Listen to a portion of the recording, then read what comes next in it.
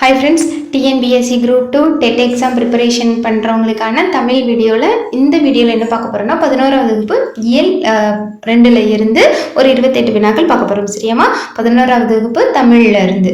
Okay, வீடியோவை skip பண்ணாமல் முழுமையாக பார்த்தீங்கன்னா உங்களுக்கு ஒரு 28 வினாக்கள் கிடைக்கும். அந்த 28 வினாக்களுமே உங்களுக்கு தேர்வுக்கு பயனுள்ளதாக தான் இருக்கும்.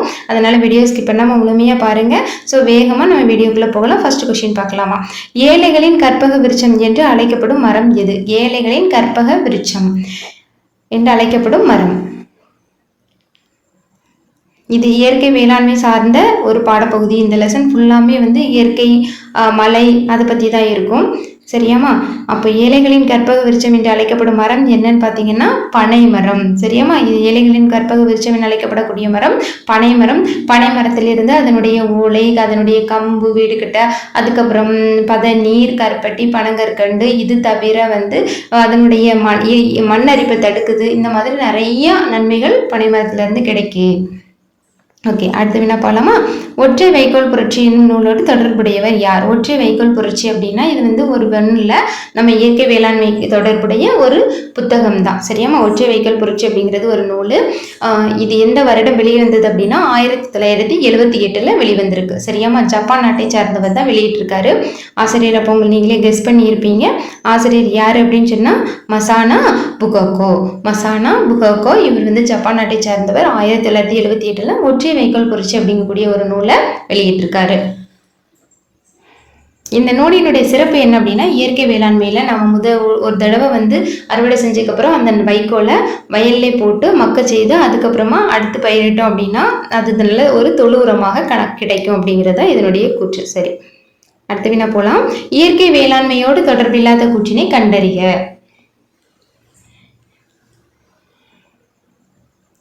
இயற்கை வேளாண்மை அப்படின்னா அந்த வேளாண் மந்திரம் அப்படின்னு ஒரு 5 குறிப்பிட்டிருப்பாங்க. சரியா? இயற்கை வேளாண்மை யார் அப்படின்னா நம்மாழ்வார் அவர்களுடைய படைப்பு தான் அந்த நூல். அதில் இருந்து தான் எடுத்திருக்காங்க. ஸோ இதில் தொடர்பில்லாத ஒன்று தான் நம்ம கண்டுபிடிக்கணும். 5 மந்திரம், 5 மந்திரம்னு சொல்லியிருக்கும். அதில் ஒன்று இதில் மாற்றி கொடுத்துருக்கு. சரிம்மா, விடை பார்த்துடலாம். விடை கண்டுபிடிச்சிட்டிங்களா?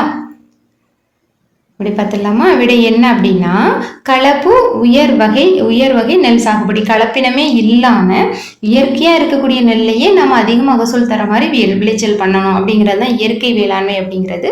ஸோ அப்போ அது இல்லை.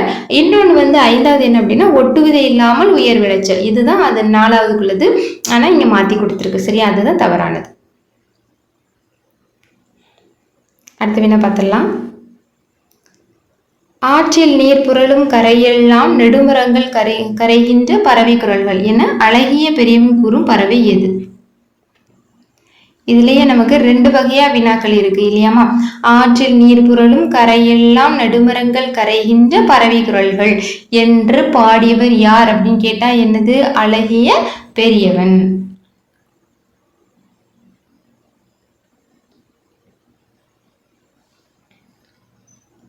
இது எந்த பறவையை குறிப்பிடுகிறது அப்படிங்கிறத அவர் கேட்குறாரு. ஸோ அப்போ விடை பார்த்துடலாம்.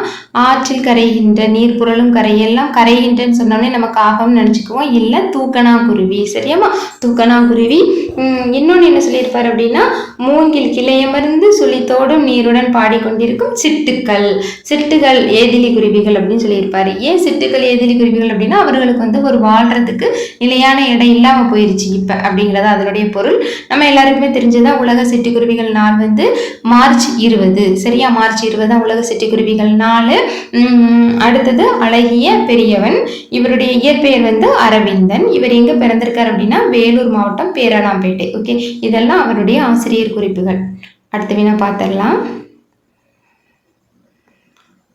அழகிய பெருமணியின் இயற்பெயர் இப்பதான் நம்ம சொல்லிட்டோம் இல்லையா? ஸோ அரவிந்தன். ஓகே, அடுத்த வினா பார்த்துடலாமா?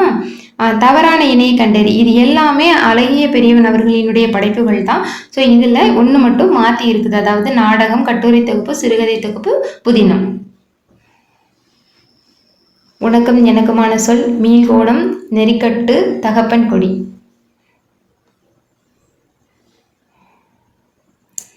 விடை பார்த்துடலாம். என்ன அப்படிங்கிறது தவறானதாக கண்டுபிடிக்கணும். சரியாம்மா? உனக்கும் எனக்குமான சொல். உனக்கும் எனக்குமான சொல் அப்படிங்கிறது என்ன அப்படின்னா ஒரு கவிதை தொகுப்பு. சரியா? உனக்கும் எனக்குமான சொல்ங்கிறது வந்து கவிதை தொகுப்பு. அது கூட இன்னொன்று வந்து என்ன அப்படின்னு சொன்னால் அருவ நஞ்சு அப்படிங்கிறது ஒரு கவிதை தொகுப்பு தான். ஓகே. அப்புறமா கட்டுரை தொகுப்பு மீள்கோணம். அப்புறம் பெருகும் வேட்கை. பெருகும் வேட்கை அப்படிங்கிறதும் அழகிய பெரியவன் அவர்களுடைய கட்டுரை தொகுப்பு தான். சரியாம்மா? ஓகே. நமது பாடப்பகுதி வந்து சிறகு இறங்குகளின் தொகுதி அதுதான். ஓகே. அடுத்து பாருங்க. பானுச்சந்திரன் அரூப் சிவராம் தருமு சிவராம் போன்ற புனை பெயர்களில் எழுதியவர். இதெல்லாம் அவருடைய வேற ஒரு கவிஞருடைய புனை பெயர்கள். சரியா? அது யாருன்றத நமக்கு வினா. விடை பார்த்துடலாமா?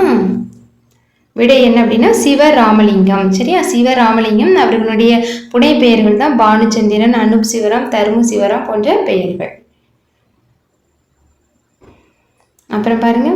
நட்சத்திரவாசி என்பது பிரமிழ் அவர்கள் எழுதிய சிறுகதை தொகுப்பு, கட்டுரை தொகுப்பு, நாடகம், கவிதை தொகுப்பு. நட்சத்திரவாசி என்பது.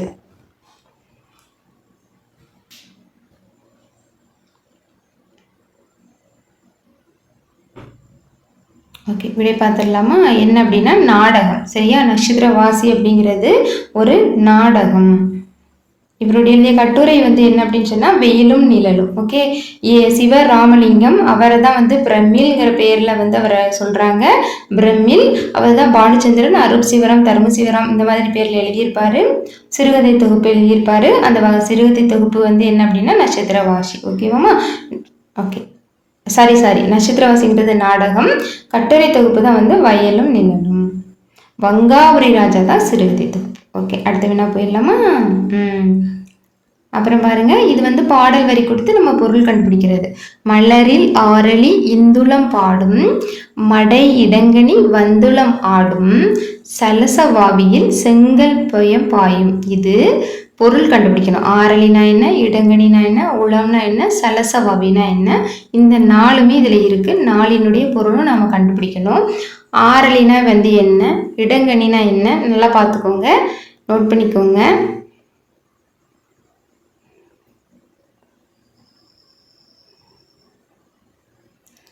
ஓகே. அப்போ நீங்கள் கண்டுபிடிச்சிருப்போம். விடை பார்த்துடலாம். மலரில் ஆரளி இந்துளம் பாடும் மடை இடங்கனி வந்து உளம் ஆடும் சலசவாவியில் செங்கயல் பாயும். அதில் ஆரளிங்கிறது என்னது, மொய்க்கின்ற வண்டு. ஓகே. அடுத்தது பார்த்தீங்க அப்படின்னு சொன்னால் இடங்கனினா சங்கிலி, உளம் அப்படின்னா உள்ளான் அப்படிங்கக்கூடிய ஒரு பறவை. இது வந்து என்ன அப்படின்னா நம்ம பல்லு சொல்லுவோம் இல்லையா, அந்த 96 வகை சிற்றிலக்கியங்களில் ஒன்று பல்லு. அதுலேருந்து தான் திருமுருகன் பல்லு அப்படிங்கக்கூடிய அந்த பாடப்பகுதியிலேருந்து தான் நமக்கு வினா கேட்டிருக்காங்க.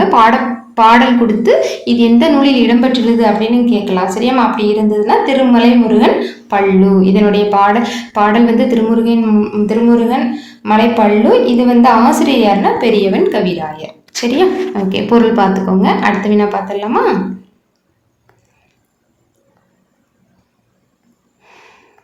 அடுத்த வினா பாருங்கம்மா. புலவர் போற்றும் திருமலை சேவகன் புகழ் வட ஆரி நாடங்கள் நாடு. இதில் குறிப்பிடப்படக்கூடிய தெய்வம் யாரு? திருமலை சேவகன் புகழ்வட ஆரி நாடு, வட ஆரி நாடு. சரியா? வட ஆரி நாடு அப்படின்னு சொன்னா வேற ஒன்றும் இல்லை, திருமலை. ஓகே. அந்த திருமலை தான் வட ஆரி நாடுன்னு சொல்லுவாங்க. இதுல பாடப்படக்கூடிய தெய்வம் யாருன்றது நமக்கு வினா. சரியா? எந்த தெய்வத்தை அல்லது எந்த வழிபாடு செய்யக்கூடியவர் அப்படின்னு கேட்டால் பல்லு அப்படின்னு சொன்னாலே நம்ம என்ன நினச்சிக்குவோம், உழவர் பாட்டு அல்லது உலத்தி பாட்டு அந்த மாதிரி சொல்லுவாங்க. 96 வகை சிற்றிலக்கியங்களில் ஒன்று. ஓகே. அது வந்து இதில் யாரை பாருது அப்படின்னா முருகன், திருமலை முருகன். ஓகேவா? மலையில் இருக்கிறனால அவர் வந்து நம்ம முருகர் பெருமான் அப்படின்னு ஞாபகம் வச்சுக்கோங்க.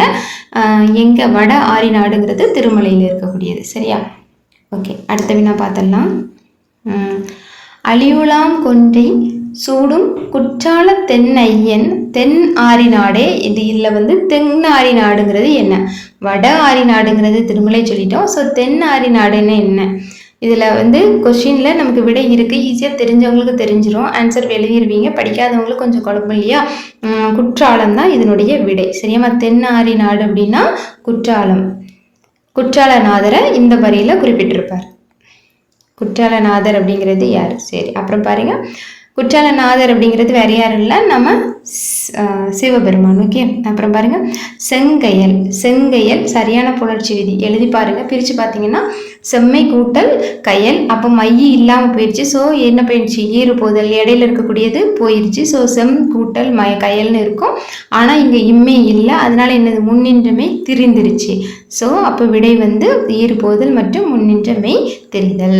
இந்த லெசனில் தான் இலக்கணம் இருக்குது, முழுவதும் புணர்ச்சி விதிகள் அந்த ஒரு வினை இருக்குது. சரியா, அதை நம்ம தனியாக அடுத்த வீடியோவில் பார்க்கலாம். உரைநடை இதையும் சேர்த்து பார்க்கும்போது கொஞ்சம் நிறைய வினாக்கள் வரும். ஓகே, அடுத்தது பார்க்கலாம். பொருந்தாத ஒன்றை கண்டறி. மலைமுண்டன், திருவரங்கன், கருமறையான், குருவை கிள்ளை. இதில் பொருந்தாத ஒன்று இது என்னன்னு பார்த்தீங்கன்னா, புதுசாக என்னமோ மாதிரி இருக்குன்னு பல தெய்வங்கள் பேர் இல்லை, மலைப்பகுதிகள் பேர் இல்லை. இது எல்லாமே அந்த பள்ளு இதுலேயும் அந்த பள்ளு வகை கூறக்கூடிய நெல் வகைகள். சரியா, நெல் வகைகள் தான். இதில் ஒன்று மட்டும் நெல் வகை கிடையாது. இந்த 4ல் ஒன்று மட்டும் நெல் வகை இல்லை, அதுதான் நம்ம கண்டுபிடிக்கணும். விடை பார்த்துடலாமாம்மா. விடை என்னன்னா கருமறையான். சரியா, கருமறையான் அப்படிங்கிறது காளை இனத்தை குறிப்பிடக்கூடிய ஒரு பேர். இந்த இந்த வினா இந்த பாடப்பகுதியிலேயே நமக்கு கொடுத்துருக்காங்க, பார்த்தீங்கன்னா தெரியும். இது எல்லாமே நெல் வகைகள் தான். சரியாம்மா, கருஞ்சூரை, பூம்பாலை, குற்றாலன், பார்க்கடுக்கன், கற்பூரப்பாலை. இப்போ மிளகு சம்பா இப்படி இந்த மாதிரி சம்பா, கிள்ளை, குருவை இப்படியெல்லாம் வந்ததுன்னா நம்ம ஈஸியாக நெல்லுன்னு கண்டுபிடிச்சிருவோம். ஆனால் பாருங்கள், காடை கழுத்தன், அப்போ கழுத்து காடை அந்த மாதிரி நம்ம ஞாபகம் வச்சுக்கலாம். ஸோ கண்டிப்பாக குழப்பம் தெரிஞ்சுக்கோங்க. இது எல்லாமே வந்து திருமலை முருகன் பள்ளு கூறக்கூடிய நெல் வகைகள் தான், பார்த்துக்கோங்க. அதிகிராதி, முத்துவெள்ளை, ஓகே, புத்தன் வாரி, சிறை மீட்டான், அரியநாயகன், இதெல்லாம் புதுசு. அடுத்து பாருங்க, திருமலை முருகன் பள்ளு பள்ளிசை என்றும் திருமலை அதிபர் பள்ளு எனவும் அழைக்கப்படும் பள்ளு ஆசிரியரினுடைய ஆசிரியர் யாரு? இப்போ பார்த்துக்கோங்க, திருமலை முருகன் பள்ளியினுடைய வேறு பெயர் என்னன்னு கேட்டிங்கன்னா பள்ளிசை, இன்னொன்று திருமலை அதிபர் பள்ளு. ஓகேவா, இந்த ரெண்டுமே வந்து அந்த நூலினுடைய வேறு பெயர்கள். சரி, ஆசிரியர் நம்ம ஃபர்ஸ்டே பார்த்துட்டோம் இல்லை, ஆசிரியர் யாரு? பெரியவன் கவிராயர். சரி, அடுத்த வினா பார்த்துடலாமா? ஐங்குறு நூறின் அடிவரையறை. இது வந்து நீங்கள் டிஎன்பிஎஸ்சி கொஷினில் இந்த ஐங்குறு நூறு இல்லாத கொஷின்ஸே இருக்காது. நீங்கள் வேணால் பாருங்கள், ப்ரீவியஸ் இயர் கொஷின்ஸ் எல்லாம் ஒரு அனாலிசிஸ் பண்ணி பார்த்தீங்கன்னா அடி வரையறை அது மேபி அகநானூறாக இருக்கலாம் அல்லது ஐங்குறு நூறாக இருக்கலாம், ஏதாவது ஒன்றினுடைய அடி வரையறை கேட்டிருப்பாங்க. சரியாம்மா? ஓகே, இப்போ அந்த வகையில் ஐங்குறு நூறினுடைய அடிவரையறை விடை என்னன்னு பார்த்தீங்கன்னா 3 அடி சிற்றலையும் 6 அடி பேரல்லையும் 5 குறுகிய 100 பாடல் 5 வகை நிலங்களையும் பற்றி 100 பாடல்கள் இருக்கும். சரி, அதனால தான் இது ஐங்குறு நூறு. ஓகே, அடுத்தது பொறுத்துக பாருங்க. இந்த ஐங்குறு நூறு இருக்குது இல்லையா, ஒவ்வொரு திணையை வந்து ஒவ்வொரு புலவர்கள் பாடியிருப்பாங்க. அதுதான் நம்ம அடுத்தது கொஸ்டின்ல பார்க்குறோம். முல்லையை பாடினது யாரு? மருதம், நெய்தல், பாலை, குறிஞ்சியும் சேர்த்துக்கலாம். சரியாமா? ஸோ அந்த வகையில் பாடிய ஆசிரியர்கள் யாருங்கிறத நம்ம பொறுத்த போகிறோம். விடை பார்த்துடலாமா? பொறுத்துகையில் சரி, விடை பாருங்க, ரொம்ப ஈஸி. முல்லைனா பேயனார், மருத திணைனா ஓரம் போகியார், நெய்தல் வந்து அம்முவனார், பாலை திணைனா ஓதலாந்தையார். சரியா, இதுக்கு நம்ம ஈஸியாக எப்படி ஞாபகம் வச்சுக்கலாம் அப்படின்னா, கபி என்ற பேய் ஓரத்தில் சென்று அம்முவனிடம் ஓதியது. இது வந்து நான் படிக்கும்போது ஞாபகம் வச்சுக்கிறதுக்காக வச்சிருந்த ஒரு ஷார்ட்டு. எப்படின்னு பார்த்தீங்கன்னா, குறிஞ்சி, முல்லை, மருதம், நெய்தல், பாலை 5 வகை நிலங்களும் நமக்கு தெரியும். அதை வரிசையாக எழுதிருங்க.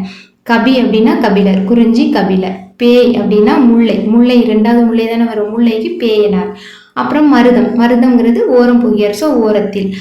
நெய்தல் அப்படின்னா அம்முவனார், ஸோ அம்முவனிடம். ஓதலாந்தையார், பாலை. ஓகேவா? ஸோ இந்த மாதிரி ஷார்ட்டாக ஞாபகம் வச்சுக்கிறதுக்காக நான் படித்த 5 பேரோட உங்களுக்கு வேணால் ஞாபகம் வச்சுக்கோங்க, நோட் பண்ணிக்கோங்க. அடுத்த வினாக்கு போகலாம். அப்புறம் பாருங்க, ஐங்குறு நூற்றின் கடவுள் வாழ்த்து பாடலை பாடியவர். இது வந்து டிஎன்பிஎஸ்சி முந்தின டிஎன்பிஎஸ்சி வினாக்கள் இருக்குது. சரியா, ஐங்குறு நூற்றின் கடவுள் வாழ்த்து பாடலை பாடியவர்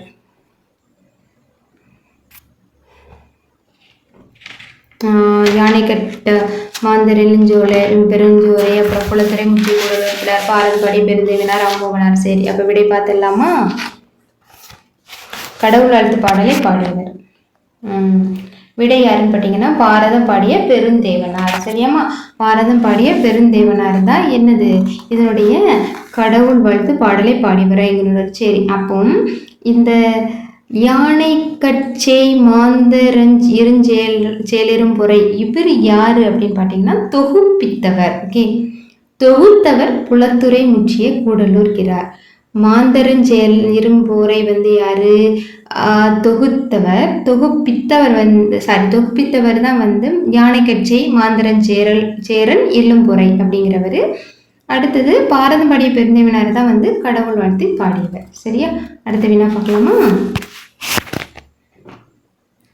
வல்விலங்கு என குறிப்பிடப்படும் விலங்கு எது?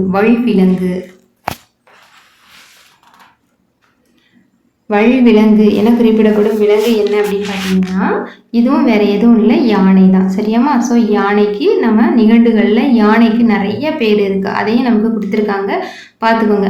கயம், வேலம், களிறு, பெளிறு, களவம், மாதங்கம் இதெல்லாம் நமக்கு தெரிஞ்சது தான். பட் 1 2 நமக்கு தெரியாததும் இருக்கும். சரியா? அரசுவா அப்படிங்கிறது வந்து யானை தாங்கிறது எனக்கு அப்புறம் தான் தெரியும். அதே மாதிரி குஞ்சரம், வல்விலங்கு, அப்புறமா அஞ்சனாவதி, இதெல்லாம் அத்தினி, இதெல்லாம் புதிய பெயர்கள். யாருக்கு? யானையை குறிக்கும் பல்வேறு பெயர்கள். சரியாமா? அதே மாதிரி யானையை இன்னொன்று என்ன சொல்லுவாங்க அப்படின்னா காட்டின் மூலவர் அப்படின்னு குறிப்பிடுவாங்க. காட்டின் மூலவர் என குறிப்பிடக்கூடிய விலங்கு எதுன்னு பார்த்தீங்கன்னாலும் யானை தான். சரியாமா? ஓகே. கால்வரை இல்லா கடுங்களிற்று ஒருத்தல் யாழ்வரை தங்கி யாங்கு என்ற பாடல் வரிகள் இடம்பெற்ற நூல். இது வந்து நம்ம பாடப்பகுதின்னு தனியாக கொடுக்கல, உரைநடைக்கு உள்ள ஒரு சிறிய மேற்கோளாக கொடுக்கப்பட்டுள்ளது. கால்வரை இல்லா கடுங்களிற்று, ஆனால் அது வந்து ஹைலைட் பண்ணி கொடுத்துருக்கிறதுனால நம்ம இதை தெரிஞ்சுக்கலாம். சரியா? விடை பார்த்துடலாமா? விடை என்னன்னா கலித்தொகை. ஓகே, அடுத்த வினா பார்த்துடலாம். ஜெயமோகன் அவர்களின் ஊமை சென்னாய் என்ற கவிதையின் பாடுபொருள் யாரு? இப்போ இவருடைய அந்த சிறுகதை தான் நமக்கு பாடப்பகுதியில் கொடுத்துருக்காங்க. என்ன அப்படின்னா யானை பற்றி. சரியாமா? யானை டாக்டர் அப்படிங்கிறது. ஸோ அவர் எழுதின பிற நூல் தான், இன்னொரு படைப்பு தான் என்ன அப்படின்னா ஊமை சென்னாய். ஸோ அதனுடைய பாடுபொருள் என்ன? சென்னாயா, வரி குதிரையா, யானையா, வேலை இல்லாமல் அந்த பட்டம் படிச்சுட்டு வேலை இல்லாத இருப்பாங்க இல்லையா, அவங்கள பற்றி தாங்கிறது தான் நமக்கு வினா. அப்போ ஊமை சென்னாய் அப்படிங்கிறது யாருடையது அப்படின்னா யானையை பற்றிய ஒரு கவிதை தொகுப்பு. ஆசிரியர் வந்து ஜெயமோகன். ஓகே, சரிம்மா. அடுத்த வினா பார்த்துடலாமா? இது வந்து புத்தக வினா. ஏதிலி குருவிகள், திருமலை முருகன் பள்ளு, யானை டாக்டர், ஐங்குறுநூறு. ஸோ இதில் பொருத்தமாக 2 மட்டும்தான் சரியாக இருக்குது, வேற எல்லாம் தப்பாக இருக்குது. அதை நம்ம கண்டுபிடிக்கணும்.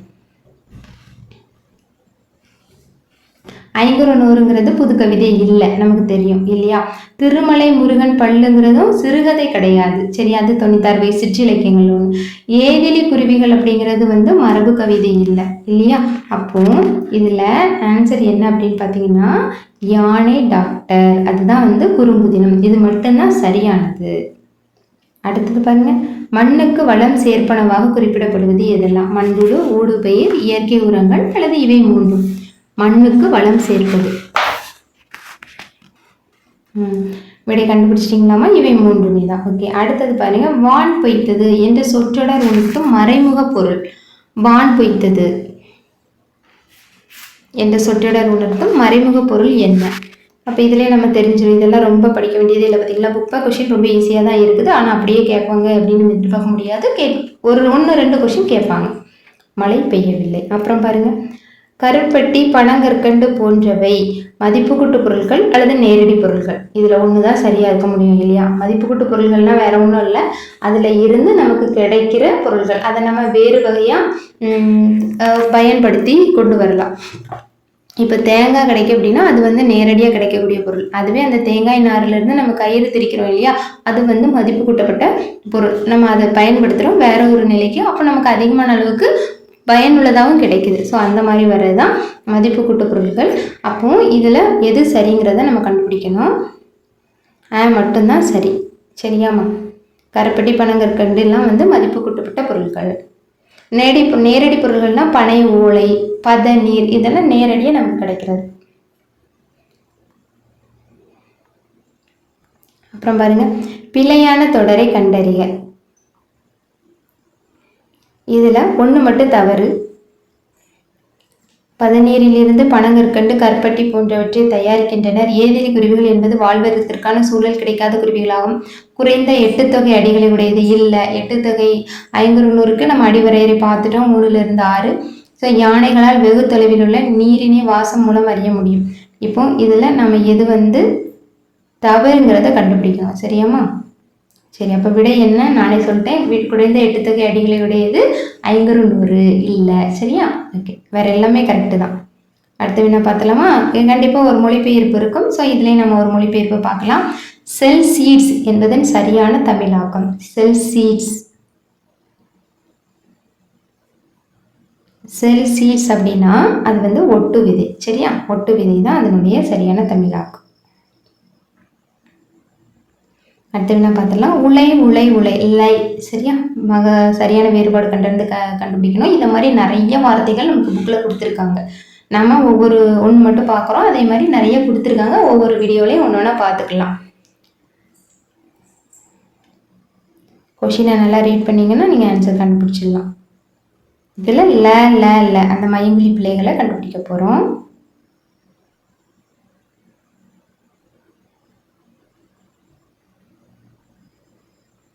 விடை பார்த்துடலாமா? விடை டக்குன்னு கண்டுபிடிச்சிருப்பீங்க. லை. உலை அப்படின்னா அந்த ஃபஸ்ட்டு இருக்கக்கூடிய லைங்கிறது என்னது? சமையல் செய்கிறது உலை.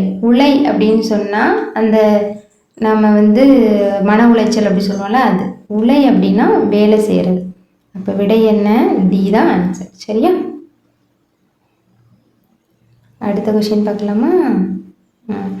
தமிழிசை இயக்கத்தின் தந்தை என்று போற்றப்படுபவர் யாருன்னா ஆபிரகாம் பண்டிதர். இவர் வந்து ஆபிரகாம் பண்டிதர் நமக்கு பாடப்பகுதியில் இல்லை, ஆனால் அந்த லெசன் முடிச்சதுக்கப்புறம் பின்னாடி கொடுப்பாங்க இல்லையா ஒவ்வொரு ஆசிரியர், அந்த வகையில் கொடுத்துருக்கவர் தான் நம்ம ஆபிரகாம் பண்டிதர். ஓகே, அப்போ இந்த வீடியோவில் நம்ம ஒரு 28 வினாக்கள் பார்த்துட்டோம்.